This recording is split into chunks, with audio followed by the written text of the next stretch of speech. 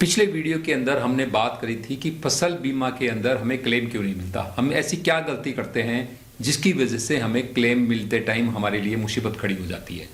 तो आज के इस वीडियो के अंदर मैं बताऊंगा आपको कि फसल बीमा कराने के बाद ऐसे कौन से जोखिम हैं जिनकी वजह से हमें क्लेम मिलता है, यानी किन किन कारणों से जब फसल खराब होती है तब ही क्लेम के हम हकदार होते हैं। तो मैं आपको सबसे पहले बताऊं कि फसल बीमा के अंदर सूखा पड़ने, अतिवृष्टि होने, यानी बारिश नहीं हुई, सूखा पड़ गया तो आपकी फसल खराब हो गई सूखा पड़ने से, तो आप बीमा का क्लेम लेने के हकदार हैं। अतिवृष्टि यानी ज़्यादा बारिश हो गई, खेतों के अंदर पानी भर गया, जल प्लावन हो गया, कोई तूफान आ गया, चक्रवात आ गया, इस तरह के जो नुकसान होते हैं उससे आपकी जो फसल के अंदर जो भी नुकसान हुआ उसके लिए आप क्लेम करने का आप दावा हक रखते हैं। उसके बाद में मैं बताऊं आपको कि कीटों का प्रयोग ये व्यापक क्षेत्र के अंदर होना चाहिए, ये कि आपका जो पूरा एरिया है उसके अंदर किसी तरह का कोई कीट पैदा हो गए, जैसे अपने टिड्डी दल आता है, इस तरह के जो कीटों का जो प्रभाव होता है व्यापक स्तर के ऊपर, उसके अंदर जितना नुकसान होता है, जिस खेत के अंदर जितना नुकसान होगा उसी के आधार के ऊपर बीमा कंपनी आपको क्लेम देगी। उसके बाद ये चीजें, एक होता है आग लगने का, तो आग है वो प्राकृतिक कारणों से लगनी चाहिए, जैसे आकाशीय बिजली गिरी और आपकी फसल के अंदर आग लग गई तो आपको क्लेम मिलेगा, वैसे कोई आग लगी तो नहीं मिलेगा। ये तो होता है खड़ी फसल का। अब बात करते हैं कि आपने फसल काट ली और काट करके आपने सुखाने के लिए उसके गट्टर बांध के रखे हुए हैं और अचानक से बारिश पड़ गई या आकाश से बिजली गिरी और उसके अंदर आग लग गई। तो ऐसी स्थिति के अंदर फसल कटने के 14 दिन के भीतर यदि इस तरह की कोई आपदा आती है तो आप बीमा का क्लेम लेने के हकदार हैं, आप उसका दावा कर सकते हैं। यदि इस फसल कटने के 14 दिन के भीतर यदि आपके पास कोई भयंकर चक्रवात आ गया, बाढ़ आ गई या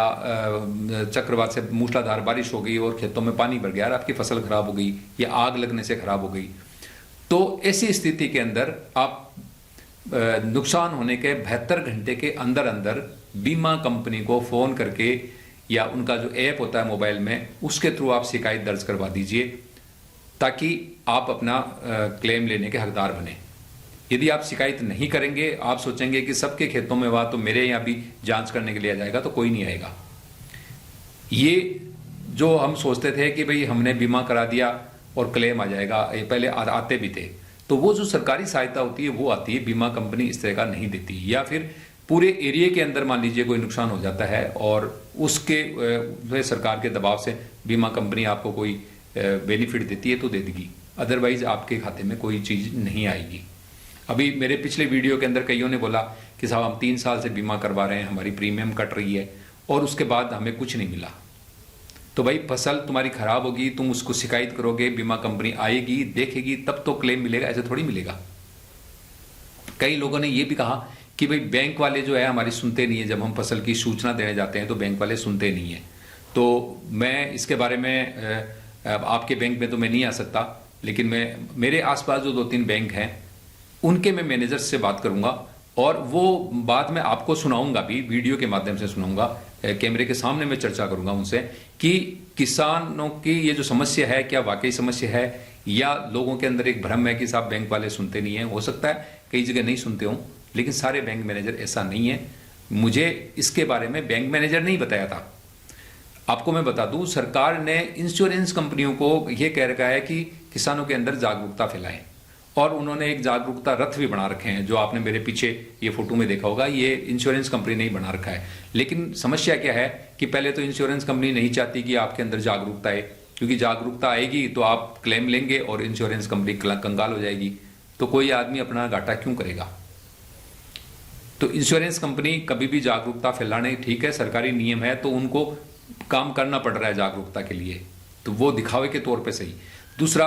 एक समस्या और है, मुझे इंश्योरेंस कंपनी का जो कर्मचारी है जिसके जिम्मे है ये प्रचार प्रसार, उसने कहा कि साहब मैं रथ लेके जाता हूँ, कोई मेरे पास आता ही नहीं सुनने के लिए, मैं बुलाता हूँ तब भी लोग नहीं आते, बस उनके तो ये साहब बैंक ने प्रीमियम काट दी, हमारा बस क्लेम आ जाए। तो जब तक आप में जागरूकता नहीं होगी, हर चीज़ों के बारे में आप जानोगे नहीं, तब तक आप फसल बीमा का फायदा नहीं उठाओगे। और अगले वीडियो के अंदर मैं ये बताऊंगा, क्योंकि मुझे अभी कईयों ने कहा कि साहब बैंक हर बार प्रीमियम काट लेता है, लेकिन यदि आप नहीं चाहें कि मेरा बैंक प्रीमियम काटे, बिना इंफॉर्मेशन के काटे, तो उसके लिए क्या कार्रवाई है वो मैं अगले वीडियो के अंदर बताऊंगा ये, और बैंक मैनेजर से पूछ के बताऊंगा। बैंक मैनेजर भी साथ में होगा, वो मैनेजर साहब भी बताएंगे आपको कि यदि आप अपनी फसल का बीमा नहीं कराना चाहते, आपका केसीसी अकाउंट है, यानी आपके पास कृषि कार्ड बना हुआ है, आपने लोन भी ले रखा है, और उसके बावजूद यदि आप अपनी फसल का बीमा नहीं कराना चाहते, तो उसके लिए क्या प्रक्रिया है, ये प्रक्रिया मैं अगले वीडियो में बताऊंगा आपको। तब तक बने रहे हमारे साथ। धन्यवाद। जय हिंद, जय जवान, जय किसान।